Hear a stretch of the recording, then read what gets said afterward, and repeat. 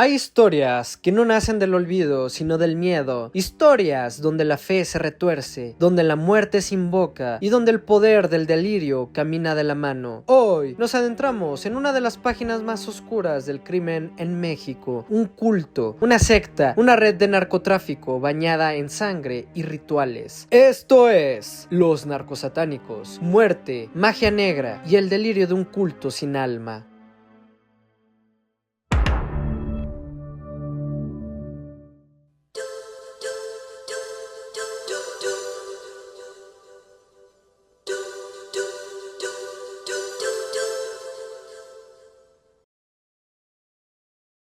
¿Qué onda, redcliganeros? ¿Cómo están? Espero se encuentren muy bien.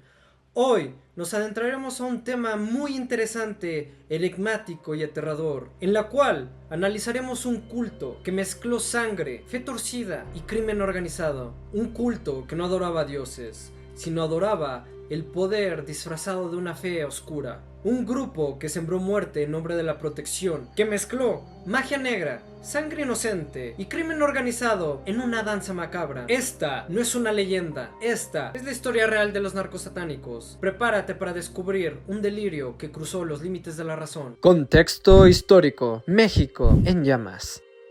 La década de los 80s en México fue como un campo de pólvora al que ya le habían encendido la mecha. Mientras algunos soñaban con modernidad, otros sobrevivían al filo de la desesperanza. La desigualdad social, la corrupción y la impunidad se había convertido en parte del paisaje cotidiano. En las sombras, el crimen organizado comenzaba a mutar. Ya no se trataba solo de drogas, sino de poder, control y fe distorsionada. En esa época, el narcotráfico dejó de ser un asunto de bandas armadas en la sierra y comenzó a infiltrarse en las ciudades, en los cuerpos policiales, en las instituciones y sobre todo en la mente colectiva. Matamoros, una ciudad fronteriza al norte de Tamaulipas, se convirtió en uno de los principales corredores del narcotráfico entre México y Estados Unidos. Por allí cruzaban cargamentos de dinero y muerte bajo la mirada desviada de las autoridades. Pero algo más oscuro que los cárteles se gestaba en los rincones fronterizos, una especie de crimen espiritual donde el tráfico de las drogas se mezcló con creencias siniestras, brujería afrocubana, santería, sacrificios humanos y un culto liderado por un hombre que se hacía llamar el Padrino. Aquí no solo se traficaban sustancias, sino también almas.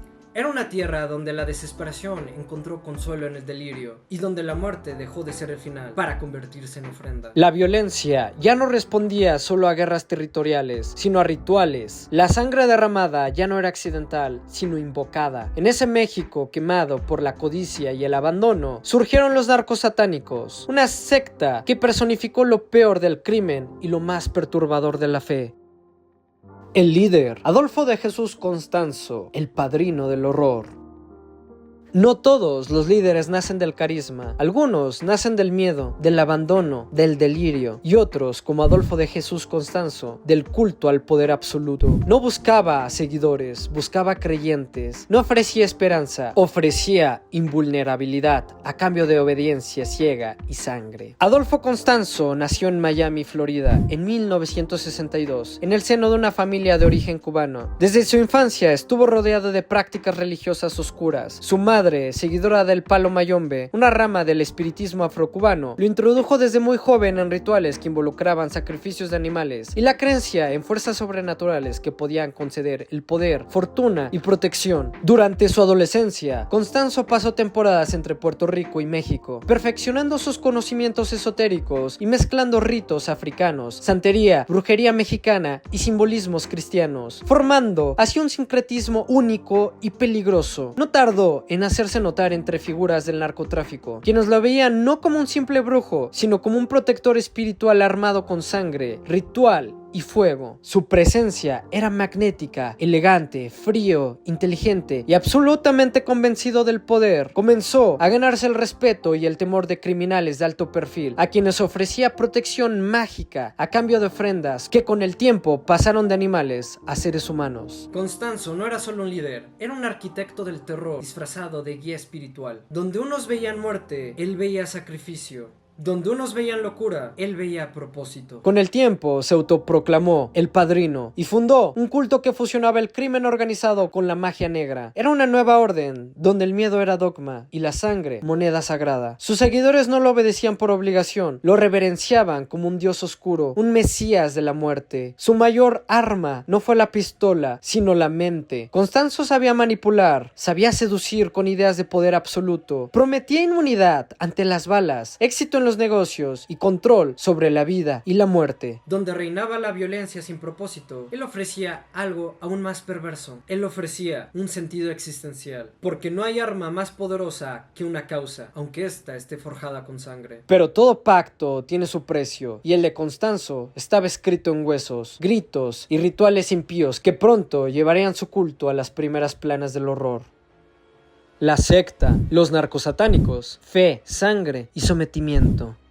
No era solo una banda, era un culto, una familia que adoraba el miedo, la muerte y a su padrino. Adolfo Constanzo no solo construyó una célula criminal, construyó una religión perversa donde la sangre era oración, el sacrificio era ofrenda y el dolor era poder. La secta de los narcosatánicos estaba integrado por hombres y mujeres de diferentes orígenes, sicarios, estudiantes, amas de casa, traficantes, entre muchos otros, todos unidos por un lazo invisible tejido con la manipulación, miedo y rituales. Muchos lo seguían convencidos de que el caldero, la nganga, esa olla de hierro con palos, restos humanos, sangre, huesos, tierra de panteón y animales sacrificados, realmente les otorgaba invulnerabilidad y poder. Los rituales eran brutales, se derramaba sangre, se arrancaban corazones, se enterraban partes humanas como ofrendas, todo, según Constanzo, para alimentar los espíritus, para protegerse de enemigos, para sellar pactos invisibles. En cada asesinato,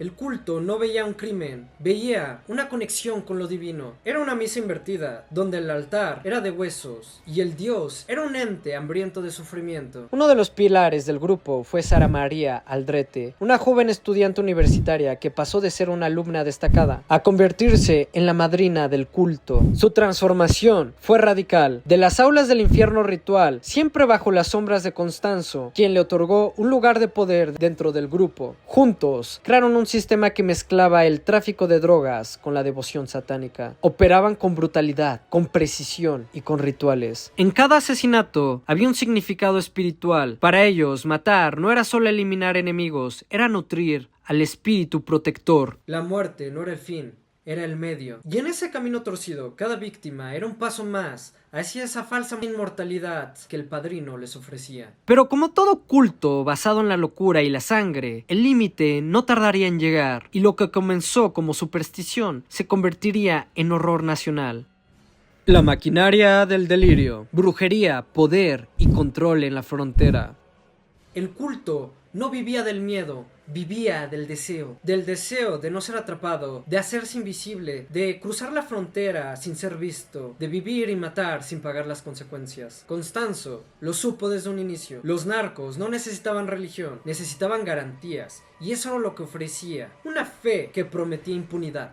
Así comenzó a operar la verdadera maquinaria del culto. Adolfo Constanzo y su círculo más cercano no ofrecían servicios espirituales por altruismo o devoción, sino como una empresa esotérica criminal. Prometían éxito en los negocios ilícitos, protección contra enemigos, inmunidad frente a las autoridades y dominio sobre el mundo del narco. Constanzo convencía a los traficantes de que mediante rituales con sangre, huesos, velaciones y sacrificios, sus cargamentos pasarían sin ser revisados. Sus enemigos querían y ellos permanecerían intactos. Lo sorprendente fue que al principio funcionaba. Los que trabajaron con él comenzaron a ver resultados. Sus rutas fluían, sus cargamentos cruzaban sin ser tocados. La frontera se abría como si los protegiera algo más que el silencio, algo más que los sobornos. Pronto corrió la voz de que el padrino no era solo un brujo, era un contacto espiritual con el más allá, pero también con el más acá, con los aduanales, con los policías, con los informantes. Constanzo compraba protección, pero hacía creer que era la magia negra quien lo hacía posible. Y como en todo culto, cuando no funciona la seducción, funciona el miedo. Aquellos narcos que no aceptaban trabajar con él, que rechazaban sus servicios, eran marcados. En más de una ocasión fueron delatados, interceptados y asesinados. Sus cargamentos eran decomisados no por casualidad, sino porque el padrino daba el pitazo. Literal, no hacías el ritual, y la maldición caía sobre ti. Así, la ilusión se volvía verdad. El miedo creció. Muchos pensaban que negarle algo al padrino era firmar su sentencia de muerte espiritual o literal. Su red de control se expandía más allá del ritual. Era un sistema mafioso, envuelto en incienso y rezos oscuros. Y no fueron solo traficantes menores quienes buscaron a Constanzo. Se sabe que personas influyentes, empresarios, figuras políticas y hasta algunos funcionarios lo buscaron en secreto para pedir protección, trabajos de brujería, amuletos de poder y hechizos para dominar a sus enemigos. Cuando la violencia se vuelve moneda de cambio, hasta los poderosos con trajes finos acuden a templos oscuros, susurrando deseos de poder mientras entregan dinero. O algo mucho peor. Constanzo se convirtió en una figura mítica, un brujo con acceso a los dos mundos, capaz de manipular tanto lo espiritual como lo terrenal, y esa combinación lo volvía más peligroso que cualquier capo. No tenía ejércitos, tenía devotos, no tenía fronteras, tenía fe distorsionada, y en su altar se arrodillaban los sicarios y hasta los señores. El horror, los sacrificios cuando el dolor se volvía dogma. En todo culto hay un precio, y en el de los narcosatánicos el precio era la sangre. No simbólica, no metafórica, sangre real, palpitante, arrancada con la violencia de la devoción. Aquí no se predicaba con palabras, se predicaba con cuerpos. La secta comandada por Adolfo Constanzo no solo practicaba rituales simbólicos, las ceremonias eran sacrificios humanos auténticos, ejecutados con precisión ritualística. Cada asesinato no era un acto impulsivo, era un acto litúrgico. La muerte era parte de un sistema espiritual que, según ellos, traía fortaleza, invisibilidad ante las autoridades, éxito en los negocios y protección contra los enemigos. Los cuerpos eran ofrecidos a la nganga, ese caldero de metal donde yacían los restos de víctimas anteriores, huesos, dientes, órganos, mezclados con sangre fresca, tierra de panteón, partes de animales y elementos esotéricos. Para Constanzo, la nganga era un dios hambriento, había que alimentarlo constantemente, y mientras más pura o valiosa la víctima, mayor el poder recibido. Uno de los asesinatos que desató el escándalo nacional e internacional fue el del joven estadounidense Mark Kilroy, un estudiante de medicina de la Universidad de Texas, secuestrado durante las vacaciones del Spring Break en Matamoros en 1989. Kilroy no era un rival ni era un traidor, simplemente era una ofrenda digna, una vida prometedora arrebatada para llenar el caldero de la muerte. El joven fue raptado mientras caminaba cerca del puente fronterizo. Fue llevado al rancho de Santa Elena, el epicentro de los rituales del culto. Ahí, según testimonios posteriores, fue torturado, atado y sacrificado. Su cerebro fue extraído y colocado en la nganga, como una de las ofrendas más poderosas que Constanzo jamás habría realizado. Este evento marcó el principio del fin para la secta. Cuando las autoridades estadounidenses presionaron a México por la desaparición de Kilroy, la policía local intensificó su investigación. Fue entonces cuando, al catear el rancho, hallaron los restos de más de 15 cuerpos enterrados, muchos de ellos desmembrados, sin órganos o marcados con signos rituales. Aquel rancho era un cementerio sagrado para los narcosatánicos, un altar de muerte donde se profesaba una religión impía, alimentada con terror y carne humana. El descubrimiento horrorizó al país. Por primera vez, México no solo se enfrentaba al crimen organizado tradicional, sino a un fenómeno más profundo, más visceral, el crimen ritualizado, donde las motivaciones no eran solo el dinero o poder, sino fe torcida y delirio espiritual. El culto había cruzado una línea que ni siquiera los narcos se atrevían a tocar. El umbral entre el sicariato y el fanatismo, entre la ejecución y el sacrificio. Y con el eco del escándalo comenzó la persecución y el principio de la caída de su líder. Y hasta aquí, esta primera parte del camino oscuro que recorrieron los narcosatánicos. Pero esto no ha terminado, aún falta por revelarse el final. Su caída, el último ritual y los secretos que salieron a la luz cuando ya era demasiado tarde. Si crees que ya lo has visto todo, espera la segunda parte, estoy seguro que te sorprenderás. Y por último, no olviden adquirir su hidromiel Bodenheim para seguir descubriendo los rincones más oscuros y enigmáticos de la historia. La disfrutarán demasiado. Te ha hablado Red Clegan, y si este video les ha gustado, no olviden suscribirse, dejar su like y compartir en redes sociales. ¿Y tú? ¿Qué piensas de este caso? ¿Crees que se pudo haber evitado? No olvides dejarnos tu opinión en la caja de los comentarios. Nos vemos ahí donde las sombras apenas empiezan a hablar. Hasta la próxima.